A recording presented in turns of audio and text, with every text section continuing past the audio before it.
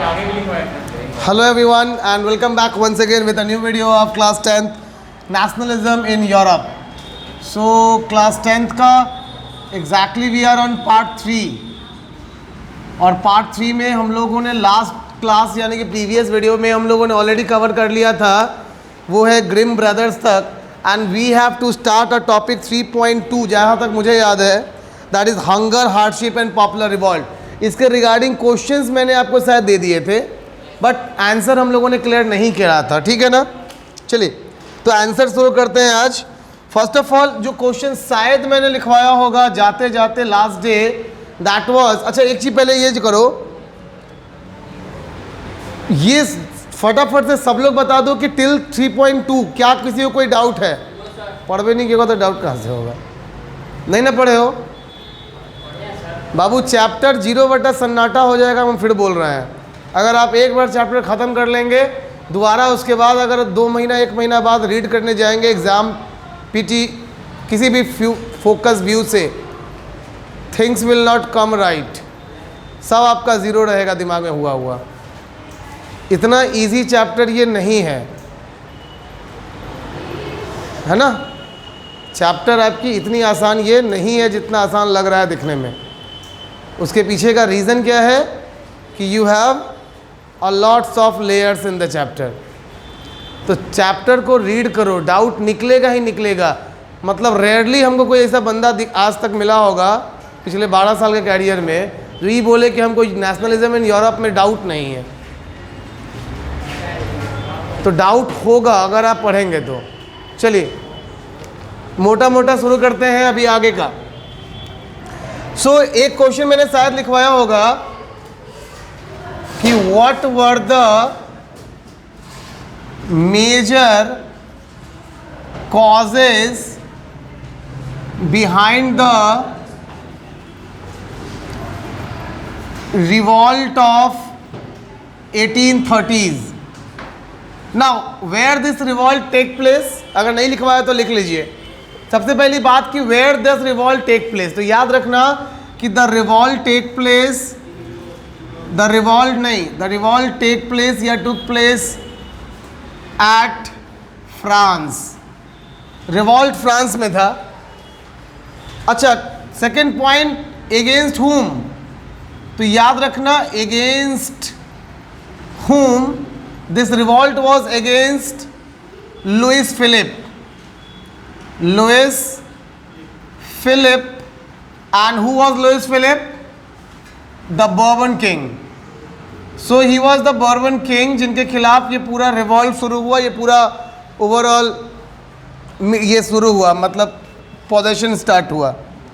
Wait a minute,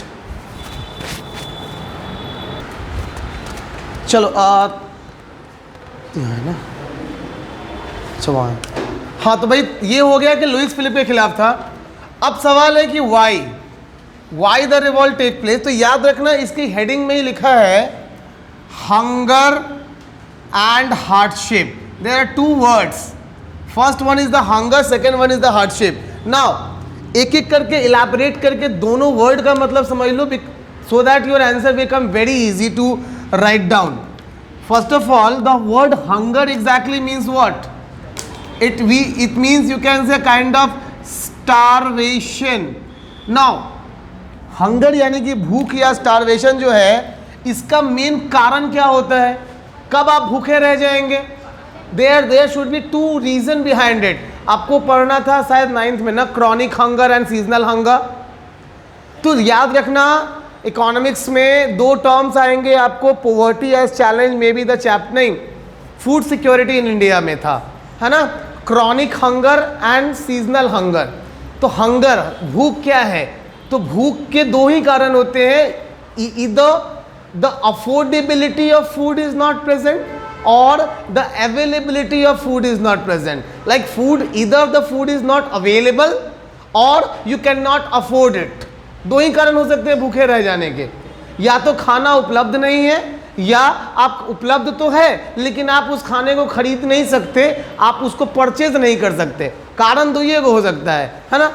तो आप मोटा मोटा समझते हैं कि हंगर के क्या कारण थे फ्रांस में. तो देखो by starting from 1820s 1830s का ये जो दौर था, पहला चीज क्या हुआ कि there was a crop failure, खेती नहीं हो पाई थी, फसल बर्बाद हो गए थे। पहला रीजन था कि अवेलेबिलिटी ऑफ फूड नहीं है, मतलब खाना ही नहीं था। ठीक है, पहला रीजन हो गया।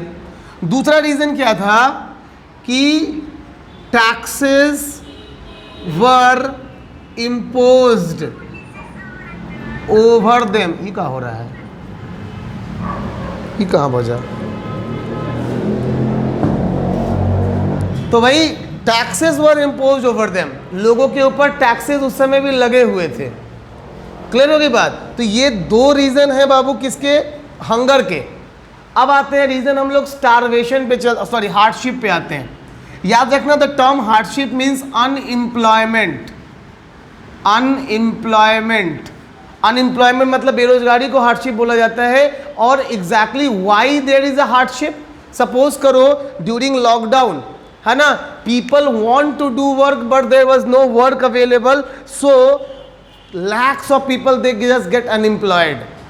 अनएम्प्लॉयमेंट के भी दो कारण होते हैं। पहली कारण होती है कि when a person is not ready to perform any work, जब कोई खुद काम करना नहीं चाहता, एक वो अवस्था होती है अनएम्प्लॉयमेंट की।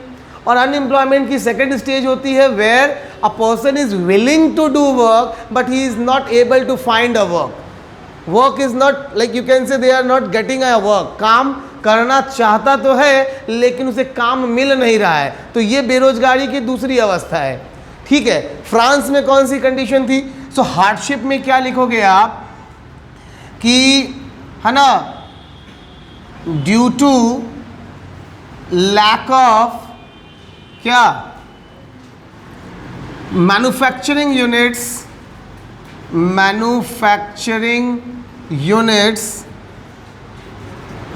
and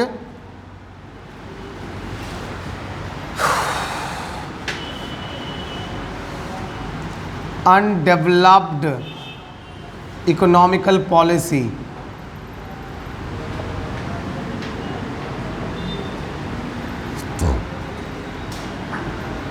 There was a scarcity of job take place. अच्छा, एक और रीजन है जो कि अभी आपको इस चैप्टर में नहीं दिया है, वो कहाँ पढ़ना है तुमको? तो एक चैप्टर आपको हिस्ट्री में ही पढ़ना है, सीबीएसई अभी क्लास 10th में, that is globalisation, the making of global world, history में है। उस वाला जब पढ़ोगे ना तो वहां आपको एक और कारण मिलेगा। वो कारण क्या होगा? कारण नंबर दूसरा होगा वो the rise of population,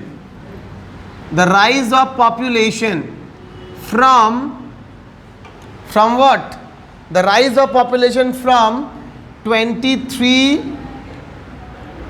million to 28 million within 50 years। मतलब इन 50 सालों के अंदर ऑलमोस्ट 5 मिलियन आबादी बढ़ी। समझ रहे हैं?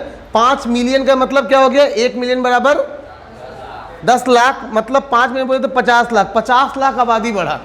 अब देखो जरा 50 लाख की आबादी बढ़ेगी इतने दिनों के अंदर, तो क्या होगा? आबादी जब बढ़ेगा तो फूड रिक्वायरमेंट बढ़ गया, जॉब रिक्वायरमेंट बढ़ गया, every resources started expanding more and more, है ना। यही कंडीशन एग्जैक्टली पैदा हो गई थी जिसकी वजह से आप कह सकते हो हंगर एंड हार्डशिप हुआ। अब रिवॉल्ट क्या है? तो यू कैन से आउटकम है किस चीज का? इस पूरे सोशल एंड इकोनॉमिकल फिनोमेना का आउटकम क्या है? 1848 रिवॉल्ट, 1848 का रिवॉल्ट। क्लियर है बात, है ना? तो देखो हम लोग कहां तक आ गए, this whole paragraph we completed. Let me read it. The first half of the 19th century saw an enormous increase in population all over Europe. In most countries, there were more seekers of jobs than employment. What does it symbolizes? ये line क्या बताता है बाबू? फिर से सुनो ध्यान से। In most countries, there were more seekers of job than employment. What kind of unemployment it is? किस टाइप की अनएम्प्लॉयमेंट बोलेंगे? When we have more job seekers than the employment. किस टाइप का है ये अनएम्प्लॉयमेंट? नहीं, there are two type of unemployment. One is called disguised unemployment, second is called seasonal unemployment. Those who score 99 and 100 out of 100 in SST, ऐसा नहीं है कि केवल वो 10th का पढ़ के स्कोर करते हैं, ये चीज़ें 9th में पढ़नी थी. जब तक आपका आंसर एक कलेक्टिव कनेक्टेड आंसर नहीं होगा, you are not able to score more than 95. हाँ, 90 तक आप आ जाएंगे घींच घाँच के, लेकिन 95 से 100 के बीच का सफ़र नहीं तय कर पाएंगे. अगर आप चाहते हैं अपने आप को 98, 99, 100 में देखना, तो समझ रहे हो एकदम कितना छोटू सा लाइन है, लेकिन ये लाइन ये प्रूफ करेगा चेक करने वाले के सामने कि बच्चा 9th भी पढ़ा है अच्छे से.